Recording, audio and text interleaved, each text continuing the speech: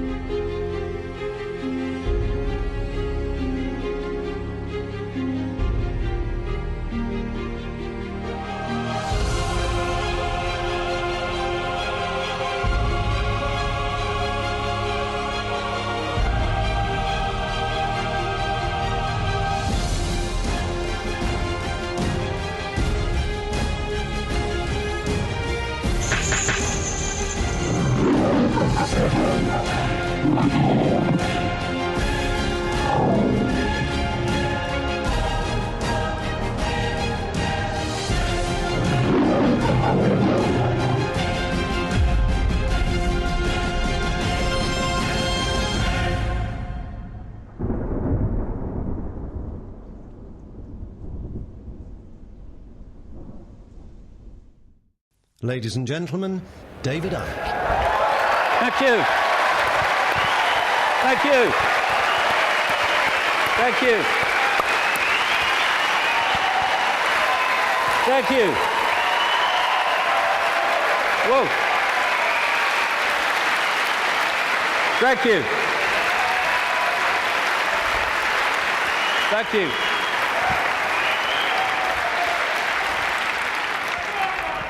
Good turnout then.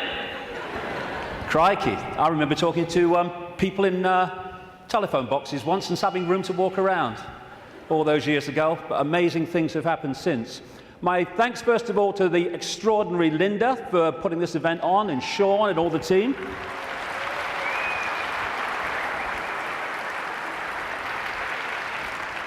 And my God, it's 20 years since my head blew off. 20 years on, I hope I've contributed one thing, and that is to let people realize that if you believe in something, if you keep putting one foot in front of the other and don't get caught in defending yourself or feeling sorry for yourself or falling for the fear that what other people think of you because you're saying something that's different, then if you keep putting that one foot in front of the other, you get somewhere. It's when you stop that everything stops. And if we believe in what we are saying, and what we're saying has validity, then eventually it will be shown to be so. But that process only plays out if we keep walking. And you realize over 20 years that whatever people are saying about you today, they'll say something else tomorrow, so don't get caught up in what they're saying today, whatever today is. Because the fear of what other people think is the state of perception that stops people making a difference. Because you can only make a difference in a world of uniformity if you operate outside that uniformity, and that's always going to get you laughter, it's always going to get you ridicule and condemnation. And we either want to make a difference and we take that on and say whatever, or we don't, in which case nothing changes. And when I look back at this last 20 years, I can see very clearly in my life what happens to all of us. You come into the world, and then you go through a series of experiences, and they seem to be random. They don't seem to be connected. Well, this is happening now, and that's happening then, and this is happening today. But when you look back, you see how it's been a journey of connected, often fantastically synchronistic experiences that are leading us in a certain direction. If we choose to go. If we don't choose to go, then we just run on the spot, which is where most of humanity is because of the way the system is structured. So when I look at the different aspects of my life, I see the chain of events that's led to now. I mean, this was me when I came into the world. I was bloody happy to be here, I was. Mom, Earth's a shitty place and want to go home. And I felt like that as a kid, to be honest. But then my life unfolded, and I became a professional footballer.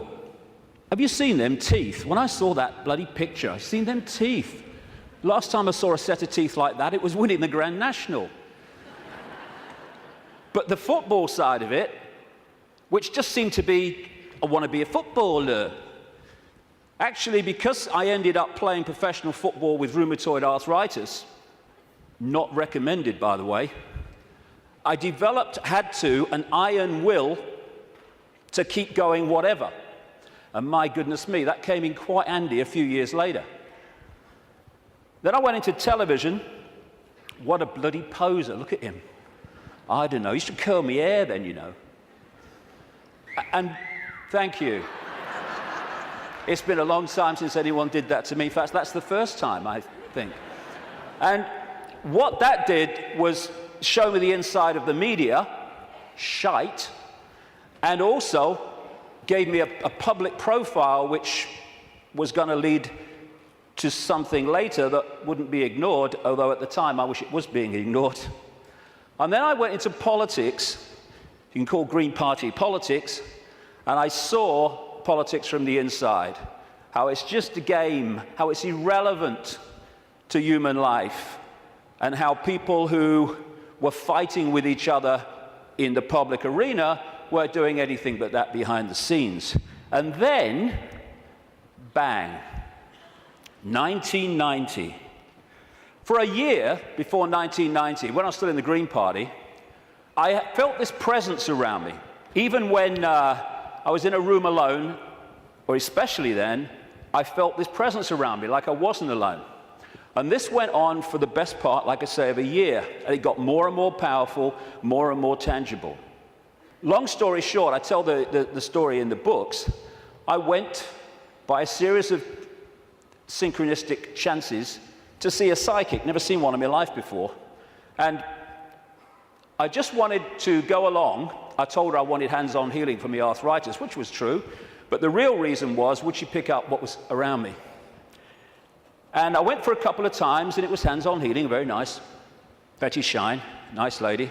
And then the third time, she starts giving me this stuff. Ooh, this is powerful, she says. I've got to close my eyes for this one. And in 1990, out came all this stuff. I'm presenting the snooker at the time. You know, I'm with the BBC still, and out came all this stuff. I was going to go out on a world stage. I was going to reveal great secrets. And basically, there was a shadow across the world that had to be lifted. There was a story that had to be told. And I was going to tell it, which, when I'm sitting with my bum on that little bench next to her in her healing room, sounded complete bloody craziness. But it's unfolded. And it's unfolded very quickly after that, where my life started to change. And I started to come across information that was pushing me in a certain direction. And then in the same year, or just after the same year, 1991, I went to Peru just on a whim, on intuition, and ended up having extraordinary experiences on a mound in Peru, just down from where that is. This is Siyustani, not far from a place called Puno in southern Peru. Over just out the shot there on this mound, when this energy was coming in the top of my head, and I was shaking like I was plugged in the mains for about the best part of an hour. And after that, everything changed. It was like a dam bursting in my head, and suddenly concepts, information, perceptions were pouring into my mind. And for about 3 months, if you'd have asked what planet I was on, I would definitely have had to check. And that 3 months was when all this unfolded, what I call my turquoise period. When it was like a computer where you push too many keys and it freezes and says, can't process this, thank you, I'm shutting down. And that's what happened to me basically in that 3 months. And then, after that time, everything morphed back. And people were coming up to me in the street after all the ridicule, they're saying, you're just like the bloke I used to know. I thought they said you got mad. Well, I may have looked like the bloke I used to know, but I wasn't. I was suddenly seeing the world in a completely different way, and I was asking the big questions. Who are we? Where are we? Why is the world as it is? And from that time, the puzzle pieces started to be handed to me in really synchronistic, amazingly synchronistic ways. One of the, if you like, psychic communications that came through Betty Shine said in 1990, sometimes he will say things and wonder where they came from. They will be our words. Another one said knowledge will be put into his mind, and at other times he will be led to knowledge. Well, all I can say after 20 years of experience since that time is that that famous advert in Britain, it does exactly what it says on the tin, is precisely what has unfolded since then. And that's how the information for all the books and everything has come.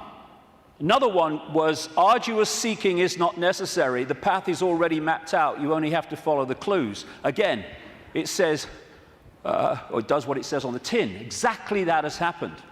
And it's this process of having insights and then 5 sense information, names, dates, places, documents, people coming to support that insight. That is what has been unfolding for 20 years. That's where the information has come from in the books. And it's been like some force has been handing me puzzle pieces in virtually the order easiest to understand them. And when you put the puzzle pieces together, the world looks very, very different when you connect the dots. Because what the system wants to do right across society is get people to focus on dots, individual dots, a religion, family, job, football team, whatever. There's nothing wrong with focus as long as you hold peripheral vision and you can see how your focus connects out into other things. That's not what the system wants. It wants that focus so you don't have peripheral vision. And as you're trying to go through the maze we call life, the control system has set up endless ways to divert us, confuse us, and to keep us from the understanding that would set us free. And that's what I want to talk about in the first section today. The idea is to keep humanity constantly bewildered, so we don't know where we are, who we are, what even reality is. But when you connect the dots, and so many of them, as we'll see today, have on the face of it no connection to some of the others, when you connect the dots, the light goes on, and suddenly the picture forms. And what I'm going to do today, I can't fill in endless detail to support what I'm saying. That's in the books. And that's what books are for. Because even in the long, long day that we've got today, and all the hours I'm going to be speaking, I need that time just to connect individual dots and show how they connect together. Because that will make the world we live in phenomenally different to the one that sold us from cradle to grave. The elephant in the living room appears when you connect the dots. When you connect enough, the elephant it's so blatant. But when the dots are unconnected, there's no elephant there because you can't see it.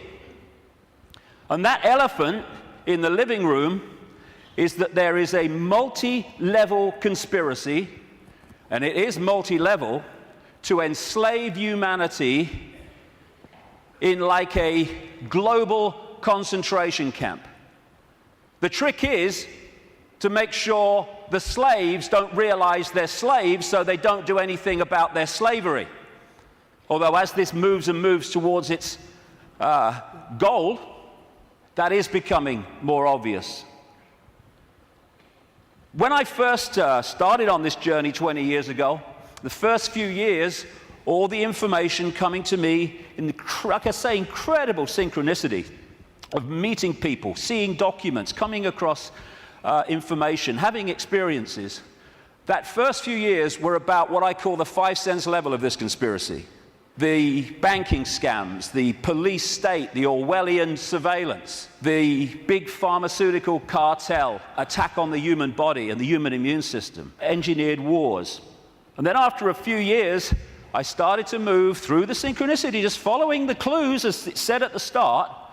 I came across this reptilian connection to the families that are running our reality.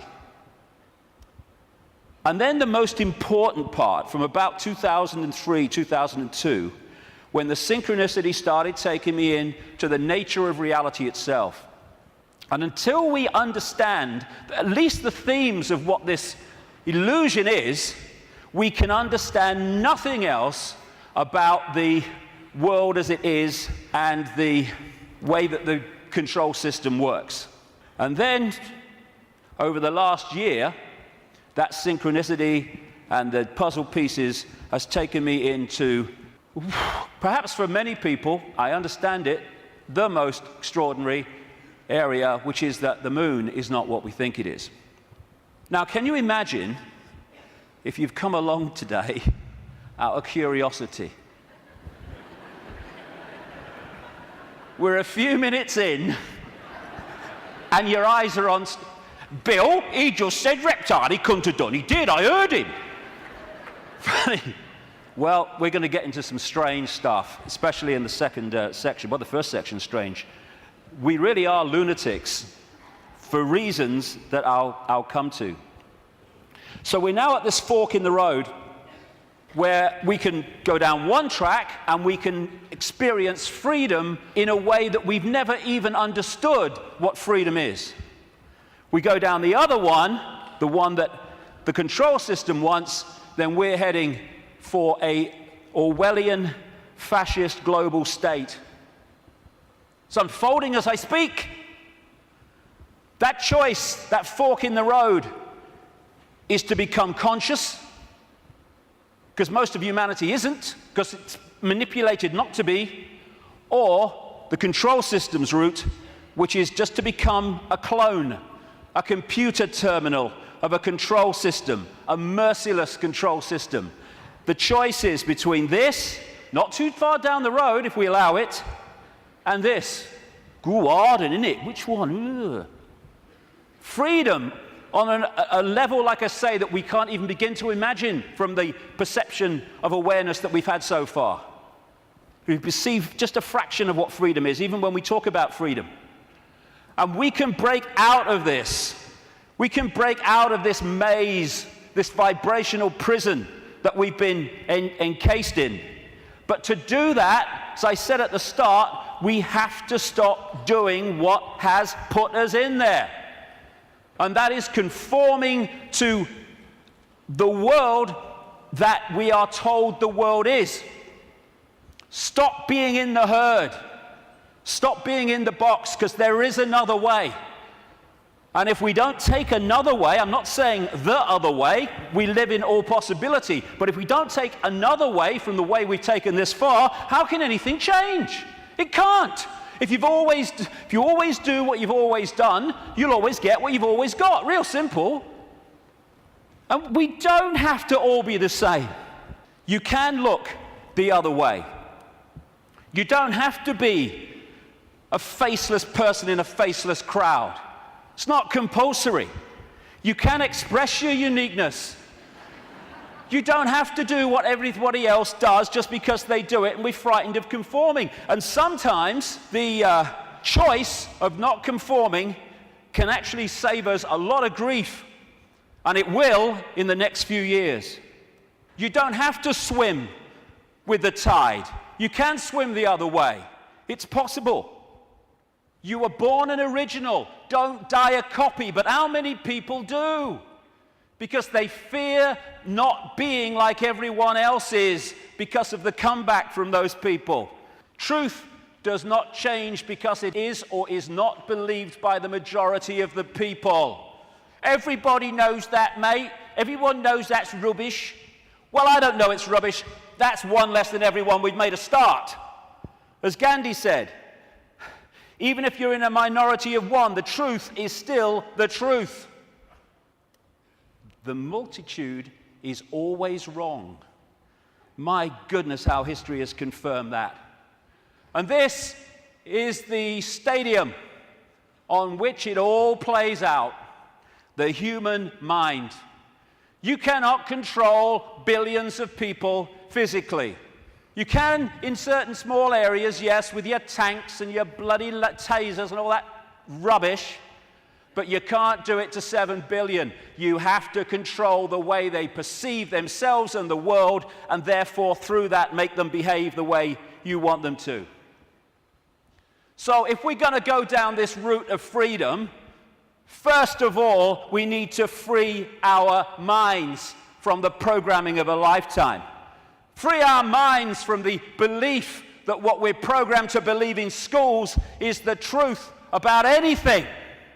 It's not there to enlighten us. It's there to program us with a certain perception of reality which we carry through our lives so we will be good little slaves based on who we think we are and what we think the world is. Free our minds from the diversions and the nonsense and, hey, honey, she's after the car, quick. And while we're doing that, over here, the world is being orchestrated. Not for our benefit either. Free our minds from the belief that the mainstream media is interested in telling the people the truth of what's going on in the world. It's there to do the opposite. It's to tell us the version of reality the control system wants us to believe, so we will respond and react in the right way. Free our minds from the fake change people. Crikey, is there a politician that's actually campaigning anymore that's not saying they stand for change? Change? Yes, I'll tell you what the change is. It's one guy claiming to be change controlled by the same force that controlled the previous guy. Free our minds from the fake, fraudulent, false flag terrorist events created by the same control system that then tells you how the world must change to save us from the terrorism that they had covertly created.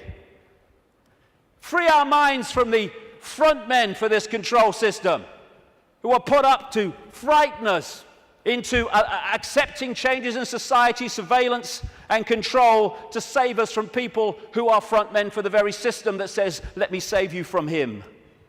Free our minds from the bullshit nonsense about human-caused global warming, which is nothing more than a way of introducing and justifying more and more controls and massive, massive increases in taxation, making fortunes for people like him. Free our minds from the idea that Big Pharma, the pharmaceutical industry, is in any way interested in human health. It's not about human health, it's about Big Pharma wealth and more. Free our minds from the four-letter word that controls the world, fear, that traps us in these vibrational boxes called fear. And free our minds, more than anything else, from the idea that we are Charlie Jones or Ethel Smith. We're just Joe Public. We've got no power. The choice is to become conscious, to realize that Ethel Smith is an experience, not who we are, and choose not to be what the control system is fast trying to create. Since I started writing about this, in some detail 15, 16, 17 years ago about the control system. It's gone from its coming to daily experience. I think this is a symbolic picture myself. That plaque says, George Orwell lived here.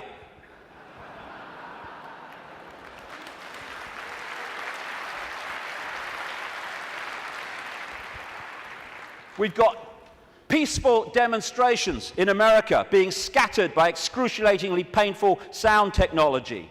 The microchip agenda's moving on. The sky's full of chemtrails and all the stuff that's in them. The food we are given to eat, if we choose to eat it, is full of chemical cocktails that are destabilizing our ability to think straight and be emotionally stable. And they're targeting the children more than anyone because they're the ones that are supposed to live most of their lives in this control system. They bloody won't, as I'll get to later, but they're trying. And yet so many people are still saying, well, it looks all right to me. Looks all right to me. To have your head in the sand, you have to be on your knees. The two go together. Ain't it great? Ain't it great to be free? So the idea is to enslave us while people think they're free. And this is a real important area that keeps us from focusing on this and acting on this. Wishful thinking. Wishful thinking that says, well, I don't want it to be true, so I'm going to kid myself it's not. And if I can do that, then I don't have to do anything. Here's an example of wishful thinking I came across. Wishful thinking that this threat will make any difference to their husband's drinking. That's wishful thinking. When I first saw that, I immediately ordered a large one, personally. But that's wishful thinking. I wish it were different. I wish things were different. Well, we all do, but they're not. They are as they are, and I find myself saying this all the time now. It is what it is. And if you accept what it is, you can change what it is. If you're in denial of it, you're not going to change it because you're kidding yourself it doesn't exist. This control system is coming in. It's coming in fast at the moment, and we have to get it from talking about it to doing something about it. And it's crept up on us step by step. While we're watching the game shows and celebrity world and sport and stuff. Nothing wrong with any of those things. But if you're there and you've not got the peripheral vision, they will keep you from seeing what's going on. And now the future is here. It's not sometime never. The future is here. And we've got to go from that to that pretty damn quick. And we can and we will. In many, many ways. As Martin Luther King said, the ultimate measure of a man is not where he stands in moments of comfort and convenience, but where he stands at times of challenge and controversy. And we are at a time of challenge and controversy, and we'll see what we're bloody made of, frankly. But the great news is, and I'm going to get into this big time in the last section, this is a time of fantastic awakening. Like I say, when I started on this journey consciously, anyway, 20 years ago, the number of people that were in any way interested in this information, whether it's the nature of reality or the control system and its agenda, was tiny, tiny, tiny. It was a lonely road. Not anymore. A phenomenal awakenings happening all over the world as people start to expand their minds and open their minds to another possibility, to another world, to another sense of self. And what comes with that awakening, indeed what triggers it in so many ways, is when we decide to ask the big questions. Because only then can we get the big answers. Like, who are we? Where are we? What is reality? And that's what I'm going to focus on in this first section, because unless we at least understand the themes of what reality is, we cannot possibly understand what's happening in the world and how the control system really works and how deep the rabbit hole goes. Establishment science, education, media, that's what it does. I mean, have you seen these politicians in Britain now? You got Clegg in the Liberal Party, Liberal Democrats. You've got Cameron in the Conservatives, you're going to probably have one of the Miliband's, maybe David Miliband, leader of the other major party, and they're all standing on the same sodding postage stamp, all three of them. Same background, same basic perception of the world and politics, and that's exactly the same with science, education, and media. They all stand on this same postage stamp, and anyone wants to step off it and explore in other areas, stop him! Stop him! Ridicule, condemnation, stop his funding. And people say, well, if what you're saying is true, science would tell us. Yeah, okay. Like the media would tell us, right? Yeah, okay. What the control system doesn't want us to know is that this reality, in terms of its physicality, the one we think we're experiencing now, is an illusion. There is no physicality. There is no out there. Everything I'm looking at now out there is going on in here.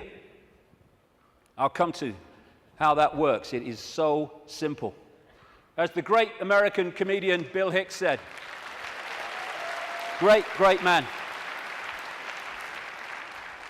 All matter is merely energy condensed to a slow vibration. We're all one consciousness experiencing itself subjectively. There's no such thing as death. Life is only a dream, and we are the imagination of ourselves. And that's the control system's bottom line, manipulating our imagination of self. You can trick the brain into seeing things that aren't there. These are pictures of paintings, etc., on the flat surface, the flat road, the flat pavement. And yet you can trick the brain into reading them as three-dimensional. That's on a flat pavement. So's that. Is that a woman's face, or is it a flower and a butterfly?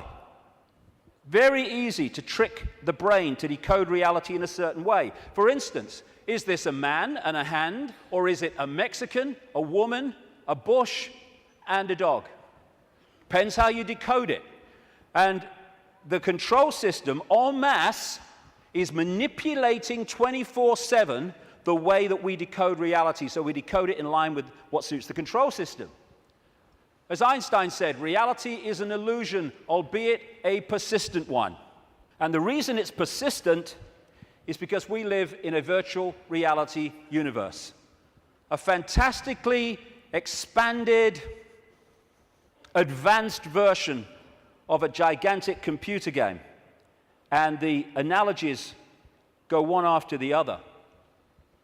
Today, it's much easier to talk about reality because technology is starting to mirror the very reality that we're experiencing. It's getting closer and closer to real, and the projection is that not too long from now, they will have computer games which you could hardly tell the difference between that and this. We're having training simulations and flying simulations. They're in some hospitals using virtual reality images to show patients when their burns are being treated, and they show them very pictures, very cold images, and the brain decodes that and cools the skin down. And when you look at these advanced virtual reality technologies, what are they doing? They're just hijacking the way the five senses work anyway. They're using the eyes, they're using through these gloves, the sense of touch and all the rest of it, and they are feeding information, digital information, to the brain and tricking it to believe that something's going on which is not. And that's how the control system works. And we have what I call the body computer, the biological body computer. Biological, by that I mean it has the ability not just to react to data, but to assess that data and make decisions on it, which is what the immune system is doing all now as we speak. I'm not standing here, you're not sitting there saying, okay, problem with the right leg, go down there a bit on the left. No, it's just doing it because it's thinking. It's a biological computer system. By the way, this image here was taken the split second that someone told this guy that Barack Obama had won the Nobel Peace Prize. That's how I reacted anyway. And the base foundation of this virtual reality is actually waveform, vibrating energy. And within waveforms, as scientists will tell you, fantastic amounts of information can be stored. And that's what the base information construct of this reality is. It's information in wave form. And what I'm going to call that through the day is the metaphysical universe. When I talk about the metaphysical universe, I mean the waveform level of this universe before it becomes this. What happens is the waveform information construct is decoded through the body computer into the world that we think we are experiencing. It's all going on in here. And it's like, as I'll come to in a second, it's almost a mirror, though much more advanced, of the wireless internet, where you can get a computer and you can pull the wireless internet, the World Wide Web, a whole collective reality out of the unseen to appear on a screen anywhere in the world. And so as we decode vibrational information through to electrical information, which is sent to the brain, and the brain decodes that into the world that we think we are experiencing. This is the metaphysical universe. Through the body computer, it becomes the world that we experience as outside of us.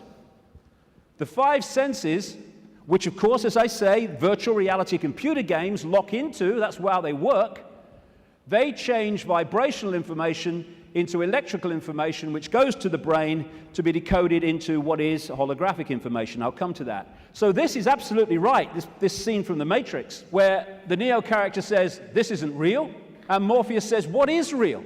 How do you define real? If you're talking about what you can feel, what you can smell, taste, and see, then real is simply electrical signals interpreted by your brain. That's all it is. And imagine if you can manipulate the way the brain interprets reality, because you know how reality works and the population doesn't, because you bloody well keep it from them systematically. The five senses are a decoding system. The most obvious one, of course, is sound. That's a vibration, comes to the ear, message to the brain, brain hears the sound. There is no sound until we've decoded it as so. Sound is just a vibration until we've decoded it. Sound exists in here. Same with taste. Electrical signals to the brain decodes it. This is how you can, through stage hypnotists, etc., get someone to eat a potato but taste an apple. Because you implant the belief here that it's an apple, and so the electrical signal with the potato code goes there, and it doesn't read it like that, it reads it as an apple. Even on that basic level, think of the potential for manipulating the way we see reality individually and collectively. And different parts of the brain, like with smell, are specifically there in the body computer to decode those senses. Same with touch, exactly the same. Even movement. There is no movement until we've decoded that movement. There are conditions of the brain, which some people have, where they don't decode movement. So often they don't even see it. They'll see a car in the distance, the next thing, whoa, it's gone. Nothing in the middle. They see someone pouring a cup of tea, and all they see is a static arc of tea. It's all an illusion. It's a computer game. A very, very sophisticated one. I love that. Crikey, talk about having a laugh. Hey, Ethel, come and see who's in the telly. Don't you mean on the telly? No. Stage hypnotists are playing with this system all the time, like I say. And there are some other hypnotists I made earlier. These don't know they're hypnotists, most of them anyway. But that's what they're doing. They are all the time giving us a sense of reality, a belief in what is real. And if the brain takes on that belief system, it then starts reading reality in line with that belief, and it becomes a self-fulfilling reality. So we live in the equivalent, as I'll keep saying, a very, very advanced equivalent of the holographic internet, the World Wide Web. If you say to people, tell me about the internet, they say, yeah, well, it's graphics and websites and words and colors and the pictures. Yes, it is. But the only place that exists in that form, the internet, is on the screen. Everywhere else, it's electrical circuits, etc., etc. You say, tell me about television. They'll say, well, it's moving pictures on a screen. Yes, it is. But the only place that television exists in that form is on the screen. Everywhere else, it's electrical circuits and, in some cases still, many cases still, broadcast frequencies. And we live in what I call the cosmic internet, where information in the energy around us, I'll come to where it comes from in a minute, is then pulled out of the unseen. Just as these guys sitting out in the open, no wires, no connections, they are pulling the unseen out onto the computer screen. And if you think of it, because people say, well, if you're creating your own reality in your head and all that stuff, why do we all see the same stage? Why do we all see the same car? Well, when you log on the internet in South Africa or Australia or London or America or anywhere, apart from places like China, you log on to the very same collective reality as everywhere else, everywhere in the world. You might choose to go to this website, and if you go to this website, the guy in South Africa could go to the same website that you're on and see the same thing, because it's a collective reality. What happens is that we then decide, do we like this website? What do we think of it? Do I want to go there or do I want to go there? That's how we put our individual spin on it. It's the same when you look out the window and you see the same car going past. But I might like the car, someone else might not like the car. But it's the same collective reality. And the body computer is pulling this reality out of the unseen, just like those laptops. And so you got in the Matrix movie that scene where he says, the Matrix is everywhere. It is all around us, even now in this very room. You can see it when you look out of your window or you turn on your television. You can feel it when you go to work, when you go to church, when you pay your taxes. It is the world that has been pulled over your eyes to blind you from the truth. What truth? That you are a slave, Neo. Like everyone else, you were born into bondage, born into a prison that you cannot smell or taste or touch, a prison for your mind. I'll get into the nature of that prison in the second section. So what is this universe? It's information. And it's information decoding information.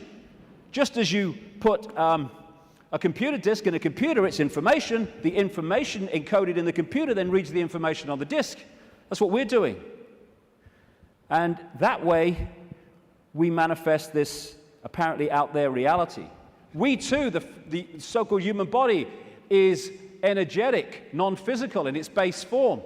But when it comes through the decoding system, it becomes the world that we think we're experiencing outside of us.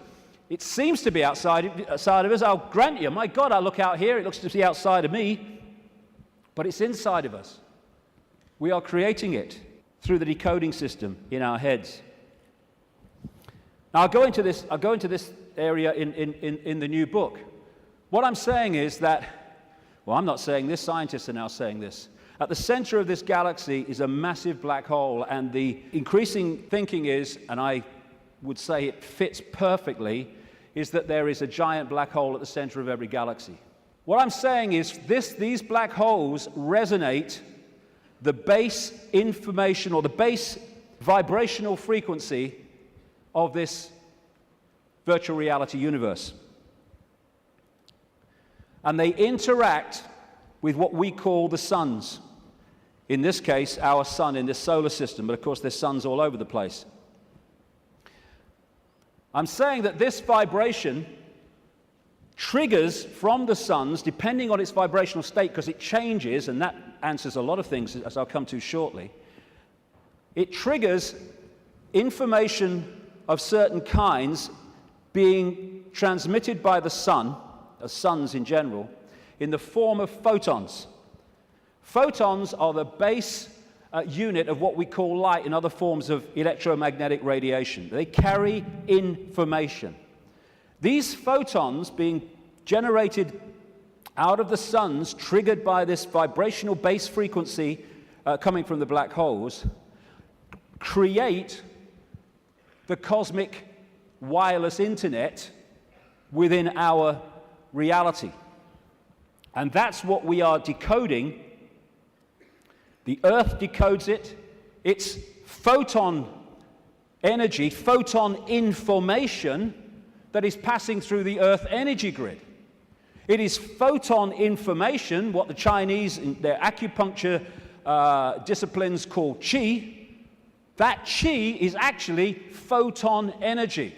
It is information, which the body computer then is decoding into this collective reality.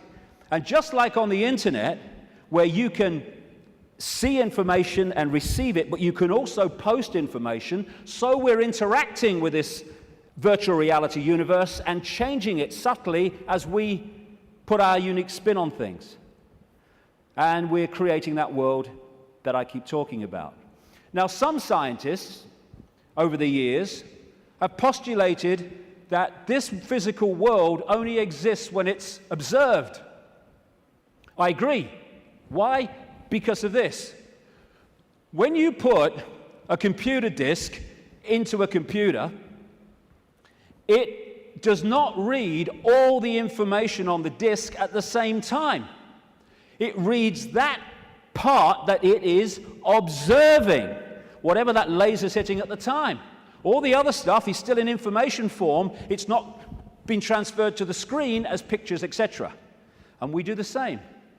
When we observe, decode, then we bring it into this reality. But without that, this is just the base vibrational metaphysical universe, which is the basis of all of it. Then no light gets in the brain. So how do we see light? How can I look at that light and see it? No light ever gets in the brain because the brain's decoding information into that light. So when you see things like in the Matrix movies, those lines like, there is no spoon. It is not the spoon that bends, it is only yourself. Exactly. Because the only place the spoon exists in physical form is in here. And you bend it by bending the way you decode reality. Miracles are simply overcoming the programming of what's possible and not possible. You know, we are, of course, programmed to believe that when you walk through fire, you get burned.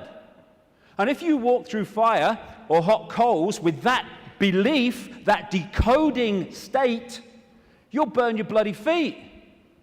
But as so many people have shown, if you can go into another state of consciousness and override that, you can walk across hot coals and not feel a thing. Why? Because an illusion cannot burn an illusion unless you believe it can. There are no miracles. There's just understanding how to manifest all possibility. And that understanding comes from the fact that we acknowledge, we understand that we are consciousness. Disembodied, no form awareness, having an experience. Like a Central American shaman said, we are perceivers, we are awareness, we are not objects, we have no solidity.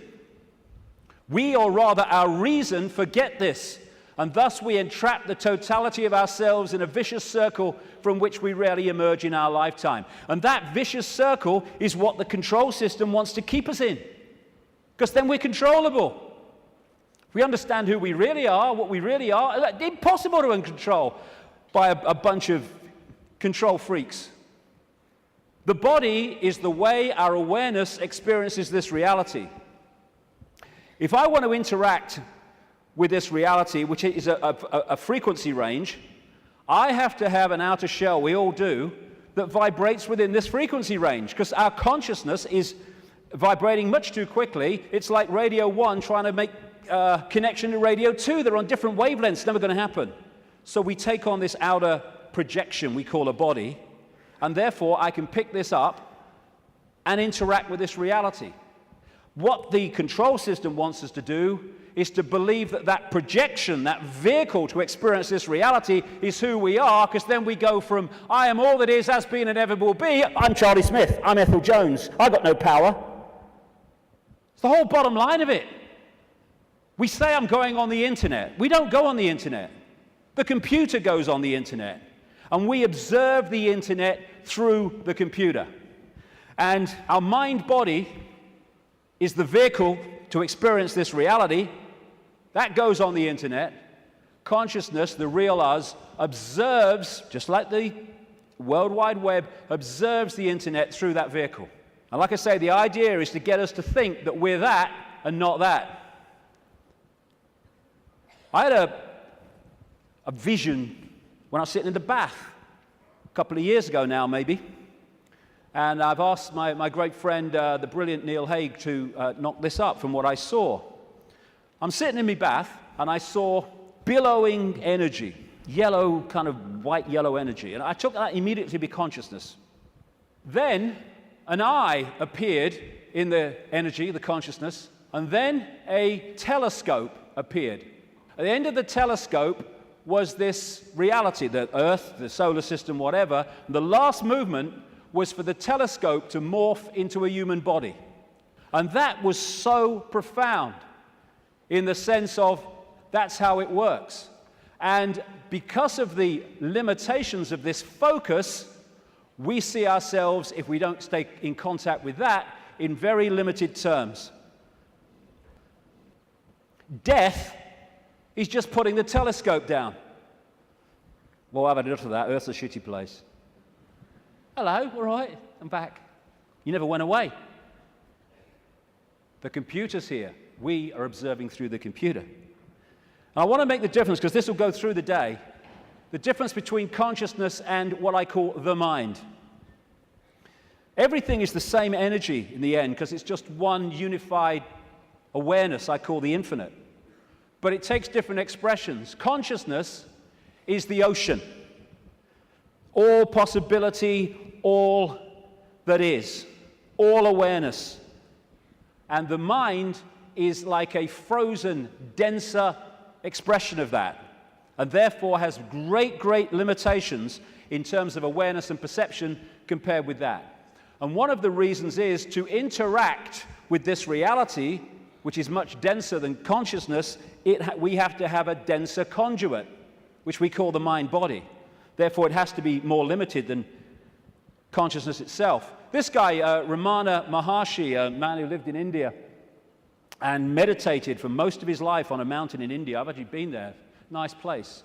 He said, mind is consciousness which is put on limitations. You are originally unlimited and perfect. Later, you take on limitations and become the mind. Or as Einstein put it, a human being is a part of the whole called by us universe, a part limited in time and space. He experiences himself, his thoughts, his feeling, as something separated from the rest, a kind of optical delusion of his consciousness. And that optical delusion comes from looking through the lens, the telescope. And what it does, and I keep saying the control system is structured exactly to do this, it puts us in a false identity. One that doesn't think all possibility, it thinks limitation, I can't, that's not possible. And if you want to control people en masse, you want them in that mode. I'm not David Icke. David Icke's my experience. It's a name for the experience I'm having at the moment. I am all consciousness, all awareness, all that is, has been, and ever will be, and so is everyone else in this room, everyone else in all the realities of this infinite world that we live in. We are all possibility, and that's our base state. I don't care who you are, what you've done in your life, what regrets you have, how successful you've been, your base state is all possibility. And I've only taken psychoactive drugs once, well, 1.5 times. The main one was in Peru when I took something called ayahuasca in 2003. And for 5 hours, I had this voice, as loud as mine is now, took female form, talking to me about the illusory nature of reality. And when I came back out to Britain, it happened in the Brazilian rainforest, I started following up names, dates, places type information, what I was told. And it was extraordinarily accurate. It's amazing that mainstream science has sussed most of this, but doesn't realize it as, because all the disciplines don't talk to each other. When you connect the dots, you realize they've already established that this is an illusion. But that doesn't go down well because it's too close to the truth. And how I experienced that state beyond this world, beyond vibration, was as stillness and silence. And that's what all possibility is, the stillness and the silence. There was a great line that voice said to me when it was explaining the nature of reality. It said, if it vibrates, it's illusion. If it vibrates, it's illusion, because our core level is stillness and silence. I experienced that. Amazing feeling. There are no negative emotions, there's no fear, there's no worry about not making the rent and all this stuff. They've all gone in that realm. And people think of nothing. All that is, has been, whatever can be. That's all potential, all knowing. And everywhere and nowhere. People think that's a paradox. You can't be everywhere and nowhere, but you can in all possibility. In all possibility, everything is possible. So everywhere is nowhere. Nowhere is everywhere. Everything and nothing.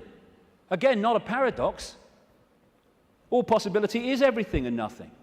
And as I was saying, we think of nothing as nothing's there. There is nothing. But within the nothing, within the silence, is everything. Within the silence, for instance, is all possibility. And then when I start talking, I have pulled one possibility out of all possibility, which is manifest as vibration, my voice. And then I stop. It goes back into all possibility. We don't think that this building is defined by the nothing. We think it's defined by the something. But the something is only there, and this building is only in its form because of the no thing, apparently no thing, in between what we perceive as the something. The silence this is why when people are in silence, they go somewhere else. And so many people are frightened of the silence. Get in the car, whack the record on, get in home, put the telly on, noise, holds you in 5 sense reality. When people go into the silence, that's when they get their insights, because they're accessing other levels of themselves beyond the 5 senses. So out of the no thing comes the realm of form. This is something called cymatics. If you go on the internet, you can see it, videos of it, like YouTube. What they do is they put particles on a metal plate, and they play sound across it. And it's incredible. It just forms into these amazing geometrical shapes just because of the sound. And when the sound stops, boom, it all goes back to all over the place. And then the sound changes, and another form comes in. And these worlds of form, frequencies, vibrating frequencies, are created in this way, out of all possibility. And there are endless, infinite realms with different so-called laws of physics, different challenges, different experiences, all vibrating at different speeds and therefore able to share the same space. All of these different realms are sharing the same space that I'm sharing now, just as all the radio and television stations broadcasting to this city are sharing the space that I'm sharing now and the space that they're sharing with each other. So we live in a frequency range, and that frequency range is dictated by the range of frequencies that our body computers can decode. And it is extraordinarily tiny. We're virtually blind in terms of what exists. The vast majority of this universe is what scientists call dark energy or dark matter. And they call it dark not because it's pitch black, but because we cannot decode it. Therefore, it is not in our realm of experience. We have to work it out by its impact on things that we can see. And the electromagnetic spectrum is 0.005% of what is projected to exist in this universe. And visible light, which is the only frequency range that we can decode, is a fraction of the 0.005%. So this is it. Visible light. This is our world. And we look out and we think we can see everything. But we can't. We can see what we can decode. And therefore, we operate within a dimension, we might call it, and it's penetrated by other dimensions, which allows those other dimensions to interact with ours, which I'm going to get to in the second section, because that is fundamental to the control system. What we're doing is we are putting our focus of attention into this reality through the body computer, and therefore this seems to be the only world that exists. But the space we're occupying is teeming with life of endless varieties. So if we come into this world of mind and we hold a connection to consciousness, we are in this world physically and we can experience this. We're going to the pub, yeah, let's have a beer with you, yeah. But we're not of this world in terms of the point of observation. We are in this world, but we're observing it from here. We can see things here that this can't see. And that's why the control system has to keep us here. And a structured society to make that happen. To keep us in bewilderment by being only able to decode and experience reality through the five senses. And once you are in the five senses, and you're not getting inspiration, insight, intuitive knowing from higher levels of your consciousness, where do you look to get a fix on who you are, where you are, and the world you're living in? There. And who controls that? The control system that controls the media, politics, education, science.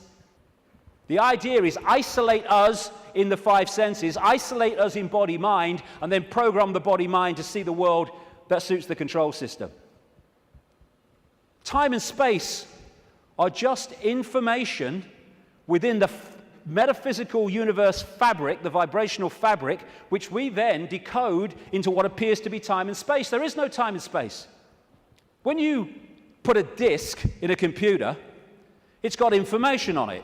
You put it in the computer reads it. On the screen, you see time and space, or what appears to be time and space. But all it is information on the disk being read by the computer and being put on the screen. That's what we are doing all the time. Time's an illusion. And my goodness me, if we fall for that, then we totally get encompassed by time, that time exists. You can say it's 1 o'clock, I've got to meet someone at 1 o'clock, so you're there at the same time, and synchronize that, but all along you know that it's just a construct. It's not part of you this time. Because no time is where consciousness operates. And if we operate completely connected to time, then by that very nature, we're going to disconnect from consciousness, which is on another level of perception. Our time is just crazy. You cross an invisible line in the ocean, you go into tomorrow, you go the other way, you go into yesterday. There is only the now. That's all there is. People say, no, there's the past and there's the future. Well, okay. When you think of the future, where are you? You're in the now. When you think of the past, memories, where are you? You're in the now. These are constructs. These are perceptions. They're not real. Only thing that's real is now. Everything happens in the now. And the only moment we can change anything is in the now. And if we get pulled into the past, all regret, I wish I had, oh, that woman in 1953, ooh. Or we get pulled into the future, oh my God, what's going to happen? Oh, yeah, outcome, oh, what if? Then we're getting pulled out of the only time that exists, and therefore our power to change things, to impact on now, is diluted. And we are absolutely dominated by time. What's the time? Oh my God, is that the time? Oh my goodness, what's going to happen? Are you going to get time? Oh, I'm late. And yet, the now is the only thing that exists, and time, like space, is a perception, which is part of the construction of reading. You could see time in a way like a disc, like a DVD. What you've seen in the film is your past, as you perceive the past. What you're looking at in the film at that moment you perceive as the present, and what you've yet to see in the film you perceive as the future. Yet all that information exists on that disc at the same time. Whip back a bit, you've gone into the past. Whip forward, you've gone into the future. And I've been talking for years about the time loop, as I call it. wrote a book with that title. And it's not really a loop, but it does can express itself like that in the play-out world of so-called physical reality. And we go round and round and round, and it comes back to the start. And we think we're going forward, but because we're only in it for a certain section, we think we're going forward. If we stayed with it, it will come basically back to the start. It's like a place of experience, and depending on what we wish to experience, depends on what part of the loop that we decide to experience. Because, as I said earlier, this vibration, and by the way, this vibration coming out of the black holes vibrates in the now. It doesn't move through time. It carries the encoded information that we decode as time, but it vibrates in the now. But it doesn't vibrate just the same forever. It goes through a cycle, a vibrational cycle, changes. And as it changes, it elicits different information from the suns, which we then decode. And as we do so, the world moves on, experience moves on through different epochs. You look at the ancients around the world, and they invariably see time as secular. You have, of course, the famous yugas in Indian belief, Hindu belief, where the world goes through different cycles. You have a golden age when everything is expansive and everything's fully integrated and connected. And then you have other yugas which are suppressed, and you have control, and you do not have the expansive awareness that you had before. It's a different kind of experience. And so as this vibration changes, it takes this reality through a cycle and then comes back again. This is where all these yugas come in. And what happens is the left half of the brain particularly decodes this information, which is vibrating in the now. It decodes it into a sequence. It's what some brain scientists call the left brain a serial processor. And it's this sequence that it puts the information in that appears to be the passage of time from past to future. The quicker it decodes it, the quicker time seems to move, the slower it decodes it the reverse. This is why, as Einstein said, if you're in the company of a beautiful woman, time can pass very quickly, but if you're in a dentist chair, it can pass very slowly, because your brain is decoding reality in a different way, putting it into a sequence in a different way. And so the time loop is actually just the decoding of this changing vibration, changing information. And again, if you can hold connection to out there, you can be in the world and not of it. If you're not, you're literally caught in the loop, and that's where most people have been for a very long time. Now, as I say, the body is a biological computer, and I'll get through this part pretty quickly because I've been through this before in talks and stuff, but it's very important to keep connecting the dots. So, the body computer is our vehicle to experience this virtual reality, consciousness to experience it. It's like, you want to go to experience another planet, you need an outer shell. As I said earlier, we need an outer shell vibrating within the frequency of this reality. And this is what makes racism so ludicrous, so insane, such a confirmation of ignorance, because it's just a vehicle to experience this reality. And racism is the final confirmation that you are caught in five-sense reality and have not a clue of the nature of what we all are, racist and non-racist, and that is consciousness. Humans, we think we're humans. We're human. Humans are like a software program. We're not human. We're experiencing being a human. We are consciousness having that experience. As this article in the San Francisco Chronicle said, DNA is a universal software code. From bacteria to humans, the basic instructions for life are written with the same language. And there are four codes, A, C, G, and T, or in my case, G and T, G and T, G and T. I like that one. It's in my DNA. And how these codes are in relation to each other decides if the outer shell is a human, a mouse, a virus, anything. And it very much connects into those green codes on the computer screens in the Matrix movies. And the body computer, biological computer, has the ability to think and assess for itself, ticks every box when you go through it. The reason they're now talking about connecting the brain to desktop computers is because they are connecting two computers. One far more, infinitely more advanced, yes, but two computers. That's how it's possible. When the computer won't work, won't turn on, won't process, we say the computer's dead. You drop a computer from a top floor, it will smash and it will be dead. You drop a human computer, it will smash and be dead. Because that's all that happens at death. The computer dies. We don't bloody die.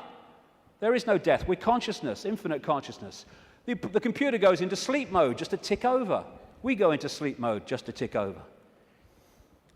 We have antivirus technology in computers to seek out the viruses that are a danger to the computer's systems and what you might call health. We have a phenomenal antivirus system we call the human immune system, which does exactly the same. And when you have a virus system and a new virus comes up, they have to update it because it can't work out how to stop it, because it's not been programmed to.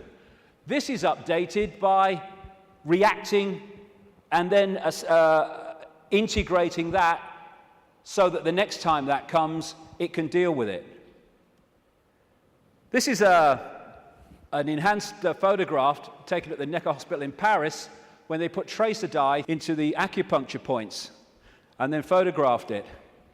And the tracer dye went through these lines of energy in the body, the chi, the photons. And when you look at it, it's just like a motherboard. And interestingly, when this chi is passing around too slowly or too quickly, the body is ill in some way. And what acupuncture is about is using the needles and other techniques to balance out that flow of energy. And what happens when the information is passing around a desktop computer in less than optimal speed? You say, my bloody computer's slow today, and often it's slow because it has a virus. The brain is the central processing unit of the computer, which in a desktop is a microchip. It's the main processor of information. The DNA is the hard drive, and it's not just the DNA we see physically, because even DNA is just the decoded version of an energy field. We have an energy counterpart, which we call the human aura. What we call cultures. I'm this culture, I'm a black South African, I'm a Hindu or whatever. These are different sub-softwares of the human software. This guy, William Sheridan, was in a New York hospital waiting for a heart transplant, and he joined an art therapy course. He was about as good as I am, and I'm a terrible, terrible artist. And this is what he was drawing. After his heart transplant, suddenly he went back on the art therapy course and started drawing much more sophisticated pictures. As a result of agreeing to promote organ donation, he managed to meet the donor's mother. He asked her the obvious question, did your son have an interest in art? And she said he wanted art materials rather than toys from the age of 18 months. He was crazy about art. And there have been many studies, some of them very extensive over the years, that have shown the incredible connection between people who've received hearts, lungs, and other organs from people and then taken on either and or their character traits or their abilities. Because what are they doing? They're downloading information from one computer to another. That's how it gets passed across.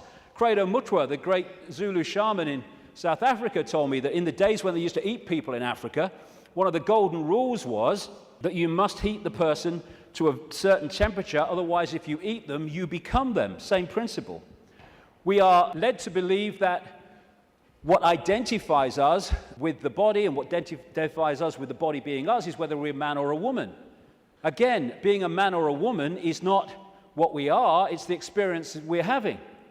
How can we be a man and a woman, or how can that be what we are, when you can change from a man to a woman through chemical intervention? It's changing the nature of the computer through chemical intervention. Freaky the chicken, who was in the papers a few years ago, started out life as a hen, laying eggs, then had a massive, for some reason, explosion of testosterone and became a cockerel.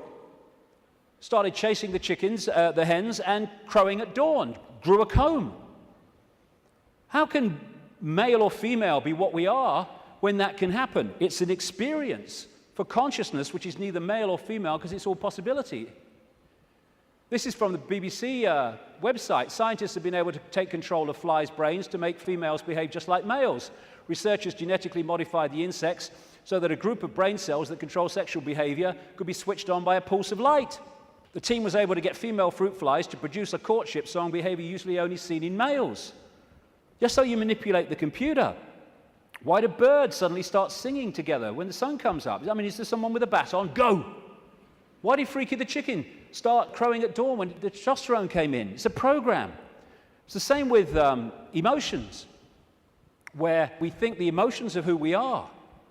But you can fundamentally change your emotional state through drugs, through chemicals, through things like mercury. Mercury in fillings can change your personality.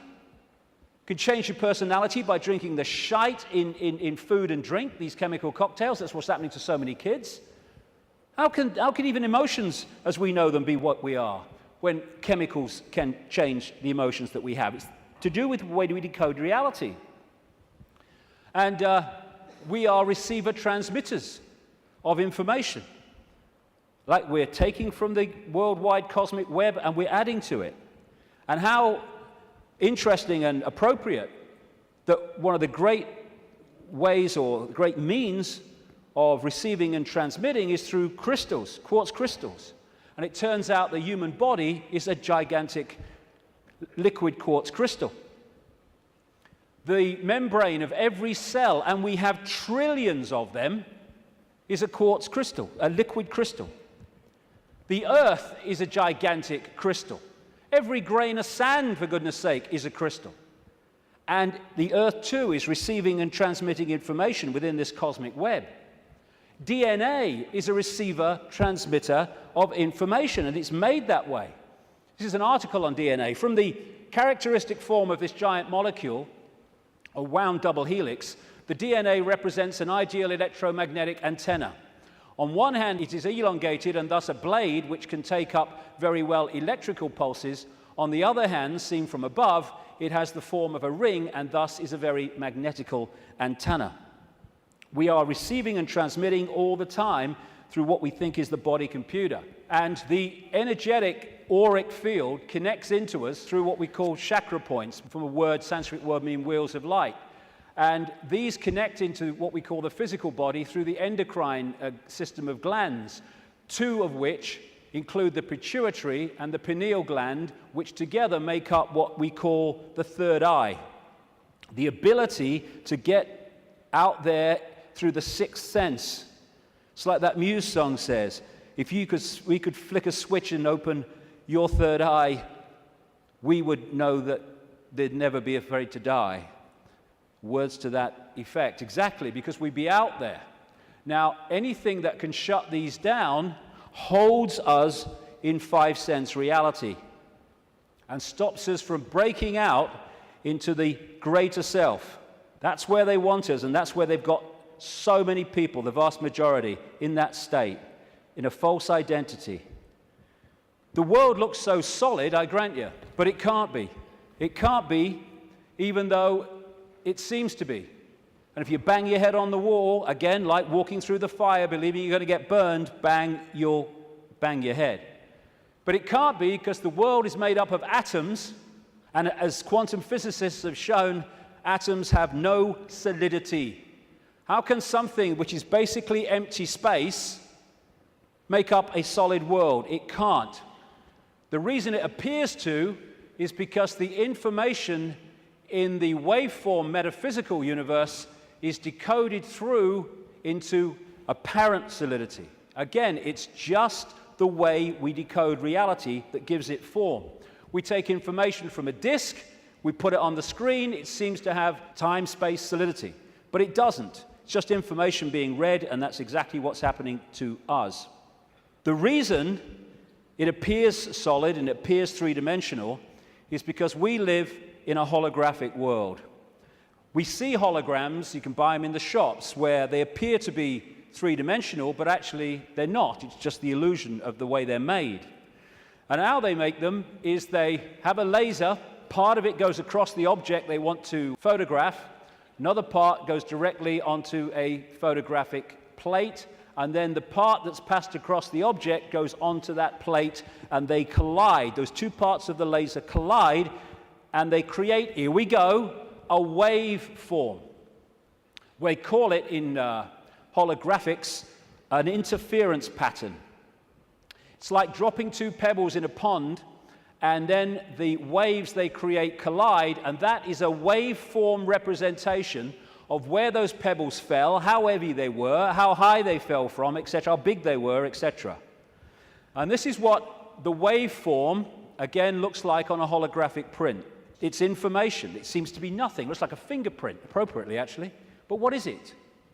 But you fire a laser at that, and suddenly a three-dimensional, and the best of them, a very solid-looking image comes up. This is we create our reality. It's holographic. This guy is in an Australian city, I think it was Melbourne, but he was projected as a hologram onto a stage in Adelaide.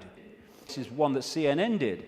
So we are creating a holographic version of this information, just like a hologram does in our heads. That's where it comes from. It's this construct.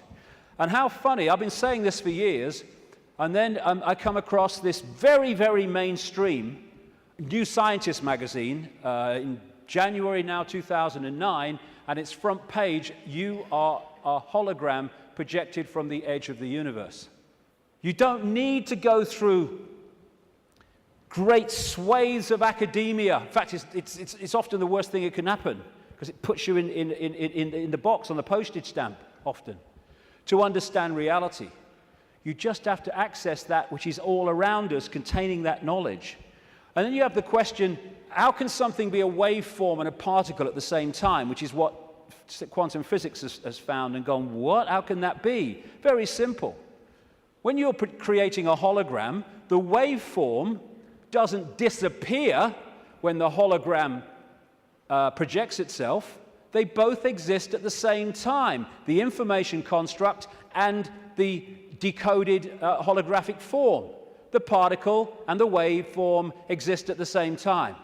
It's so bloody simple. People think it's so complex. One of the great things about a hologram is that every part of the hologram is a smaller version of the whole. So if you cut a holographic print into 4 and put a laser onto the 4 pieces, you don't get a quarter-size version of the whole picture, or a quarter-size part of the whole picture.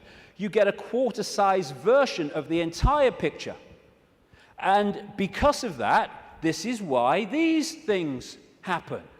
This is why reflexologists can find points on the hand and the feet and elsewhere that relate to different organs and parts of the body.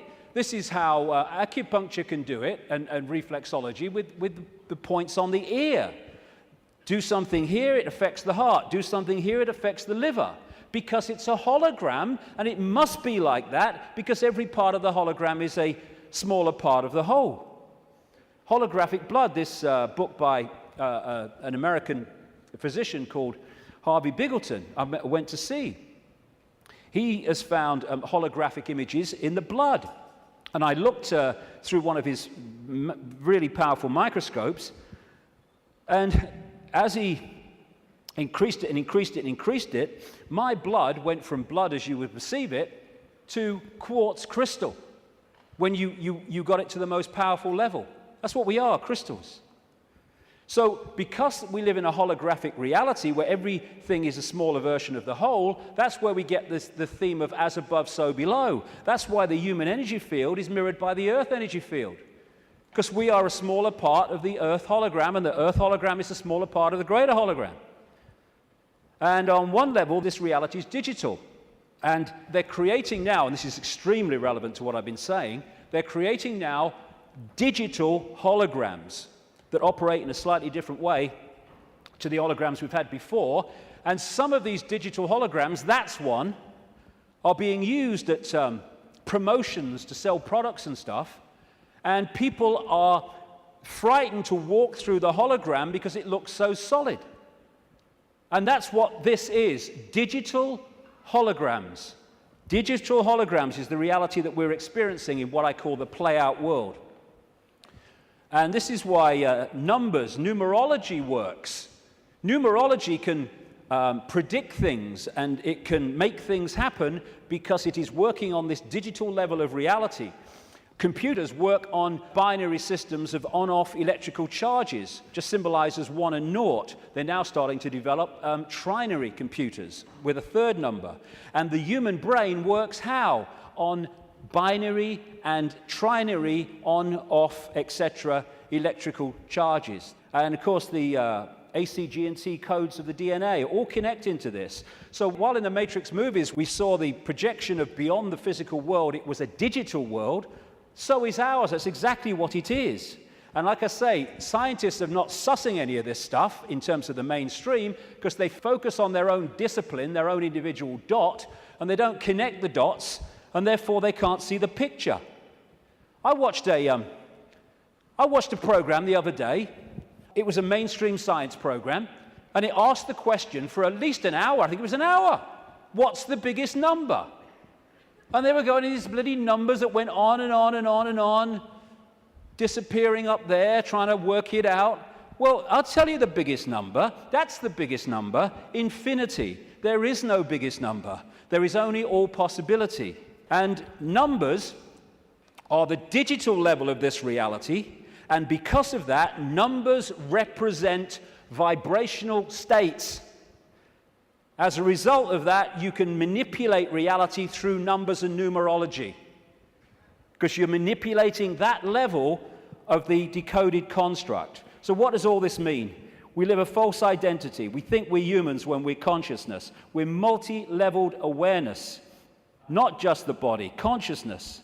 And some near-death experiences have experienced and then come back to tell the story of what they've experienced when they've been through. Sometimes they experience it as a tunnel and then come back when their body releases the consciousness for a short time. And this is one that encapsulates all of it. He said, everything from the beginning, my birth, my ancestors, my children, my wife, everything comes together simultaneously. I saw everything about me and about everyone who was around me. I saw everything they were thinking now, what they thought then, what was happening before, what was happening now. There is no time. There is no sequence of events, no such thing as limitation of distance, of period, of time, of place. I could be anywhere I wanted to be simultaneously. This body computer is what gives us the delusion of all those things. And I'll just finish on this bit. Key to holding us in servitude is to keep us in the left hemisphere of the brain.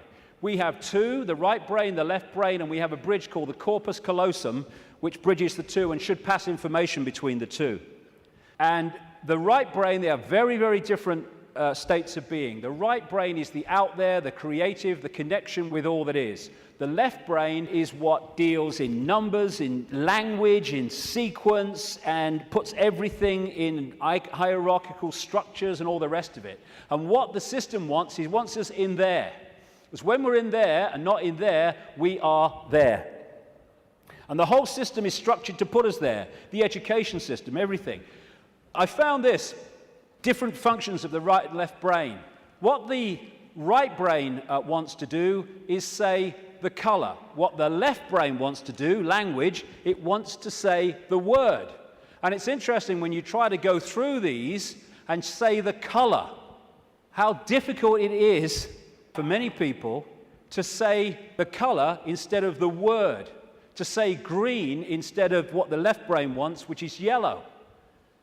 And the functions of the two are massively different. This lady, a brain scientist, neuroanatomist called Jill Bolte Taylor, became well known when she had a stroke in the 1990s, I think it was. And she had a stroke in the left brain and stayed awake for most of it, and therefore experienced what was happening. First of all, she got onto an exercise bike trying to overcome how she was feeling, and she looked down at her hands, because this left brain decoding system's now not working, and was not decoding reality as it normally did. She looked down, and she saw not hands, she saw claws.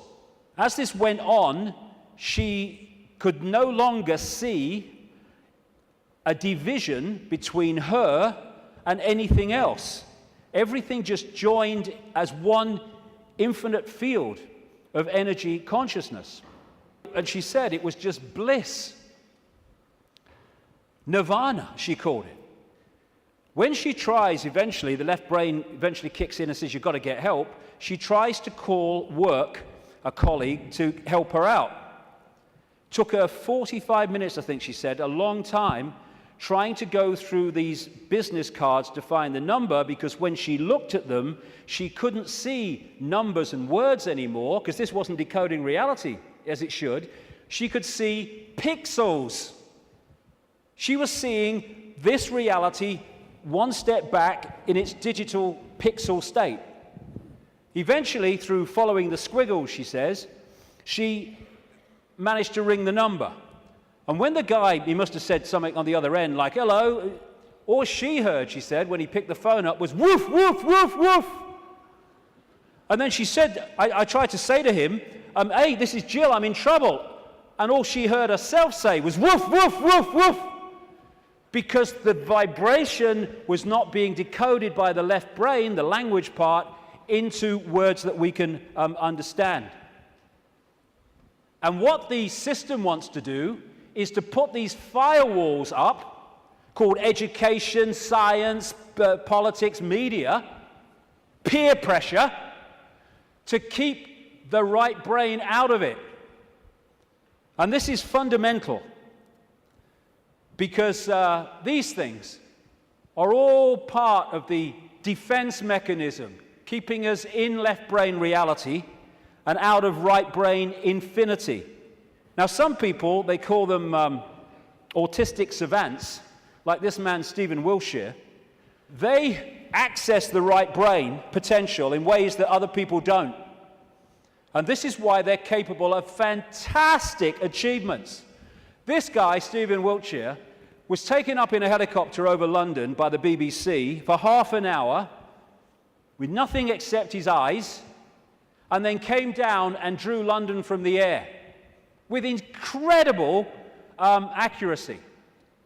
Why? Because he was accessing that infinite potential that left brain people, most of people in the world, don't.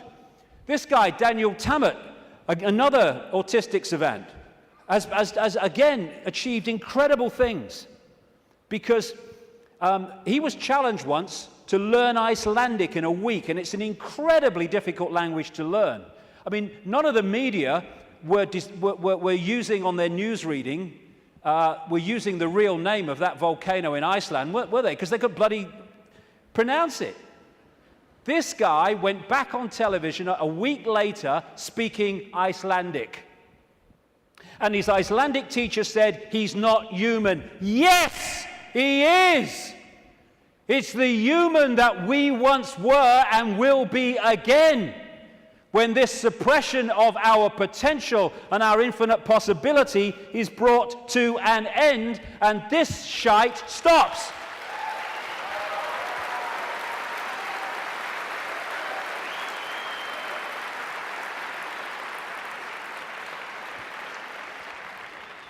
We worship the intellect. Oh, he's got a great mind. Oh, he did this at Oxford. Oh, he's gone to Harvard. Mind is such a low level of awareness. It's supposed to be a vehicle for experiencing this reality, a servant of consciousness. It's become our master. It's become something to worship, and that's the isolated intellect. That's the isolated intellect. And so we reach a point. This fork in the road is, are we going to be consciousness or mind? Are we going to be all that is or little me? It's not really free your mind, it's free yourself from mind. That's why society is structured to completely engross us and swamp us in things to occupy our mind. Open your mind, become all that is. Infinite love is the only truth, everything else is illusion. What is infinite love? All possibility, infinite possibility. Choice between the head, thinking, intellect, and the heart, knowing, wider consciousness. Then we start to access this wider information and see the world from a completely different level. We then start to access, once we get out of mind, all these other realities that are there to be accessed and perceived and to glean insight and information from, that have been denied by being encloseted and enclosed in mind. As William Blake said, if the doors of perception were cleansed, everything would appear to man as it is, infinite. The control system's game is not to have that cleanse happen. René Descartes, the French mathematician and philosopher, defining who we are, said, "I think, therefore I am." I would update that on the body-computer level and say, "I compute, therefore I am." But beyond that, in the realms of consciousness, it is simply, "I am, therefore I am." I am all that is, has been, and ever will be. And this multi-leveled conspiracy is there to keep that knowledge from us, to hold us in little me mental states, so a tiny few can control billions.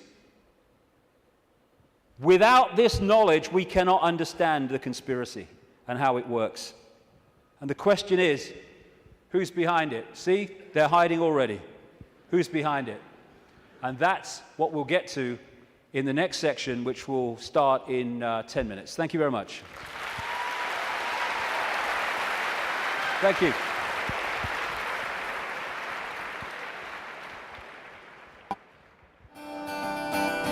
Love will set you free. Love will set us free. Love will set you free. 'Cause they can't manipulate peace and harmony. It's a spiritual revolution. It's a spiritual revolution. It's a spiritual revolution. It's a spiritual revolution. It's a spiritual revolution.